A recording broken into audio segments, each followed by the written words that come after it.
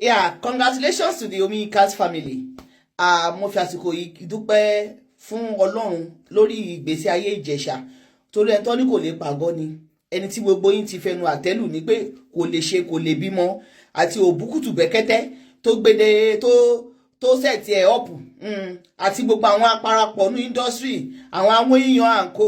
Tẹ́sẹ̀tì ẹni up tẹ̀rù bí a kò ní dẹ ọlọ́mọ láyé. Adúpẹ́ fọ́lọ́ Ọlọ́run ti bojú yín jẹ́, Ọlọ́run bẹ̀ yín jẹ́, iwájú tẹ dojúkọ ò dá, ẹ̀yin tẹ dẹ̀ fi sílẹ̀ náà sunwọ̀n. Adúpẹ́ oore Ọlọ́run lórí ayé Ìjẹ̀ṣà. Congratulations once again, and congratulations to the CEO LUMINEE. Thank you for giving us a bouncy baby boy. Ojú òní tẹ̀yin náà, Ọlọ́run á bá yín wò láwòye.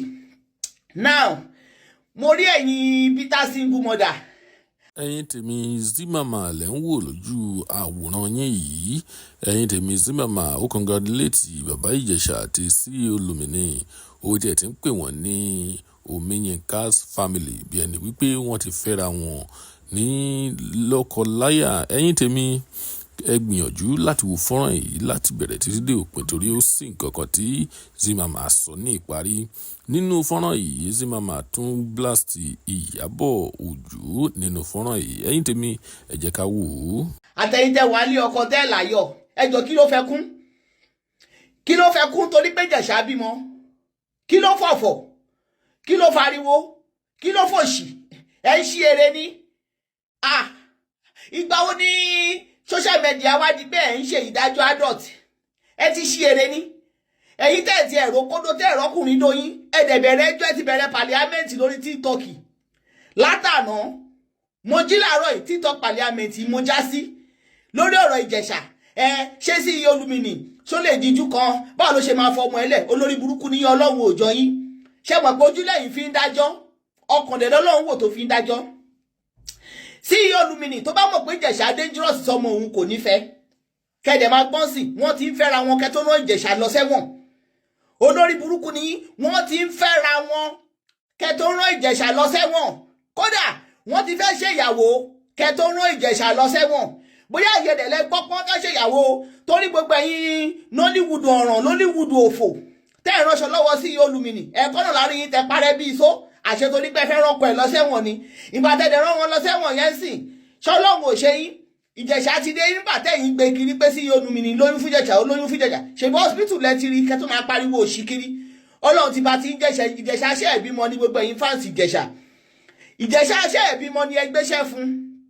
Tẹ́ bá ní iṣẹ́ tẹ́ mọ̀ pé fẹ́ gbé fún Ìjẹ̀ṣà ẹ bá mi gbéṣẹ́ fún wọn ẹ gbéṣẹ́ fún ẹ jẹ́ kó ṣiṣẹ́ kó lè ráyè tọ́ ọmọ ẹ̀ kó lè ṣiṣẹ́.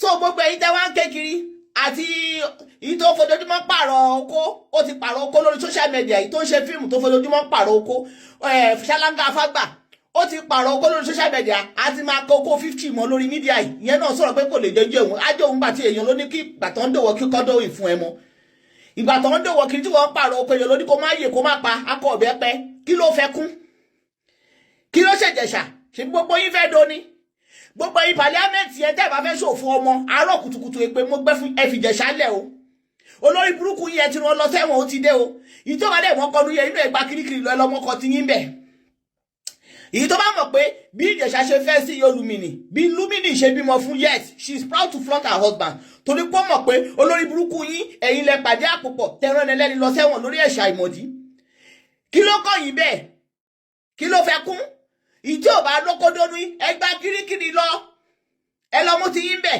tẹ́ ẹ bá dẹ̀ rí àwọn bandits àwọn Boko Haram tí Nigerian government ṣe tú sílẹ̀ ní ìlú tó ní wọ́n tú wọn sílẹ̀ nílẹ̀ Haúsá ẹ lọ mú ti yín bẹ̀ kọlọ̀rọ̀ yìí náà lóyún tó bá yí sí ni ẹ̀yin ìka burúkú yọjá nílé onílébo tiẹ̀ lẹ́yìn you are so bitter ṣẹ̀ṣẹ̀ lẹ́yìn obìnrin ìsìn ẹ bitter gan ẹ̀ láyọ̀ rárá tó ẹ̀ àwọn bàbá ọmọ yín ṣe léyìn dànù àtàwọn tó ń dóyin lọ́fẹ̀ẹ́ ẹ ti ya jókòó ẹ níṣẹ́ ni mo dẹ̀ jí láàárọ̀ yìí mo ṣe gbogbo nǹkan mi kí tó máa jáde mo kò tiẹ̀ sí TikTok mi ní notification gbọ́ lórí fídíò tí mo upload táwọn èèyàn kí Ìjẹ̀ṣà bẹ́ẹ̀ ò kí Ìjẹ̀ṣà mo máa já síbẹ̀ báyìí tí máa já síbẹ̀ báyìí ó di ẹjọ́ bàbá Ìjẹ̀ṣà we see LUMINEE regret. How will she sleep with her daughter with Ìjẹ̀ṣà?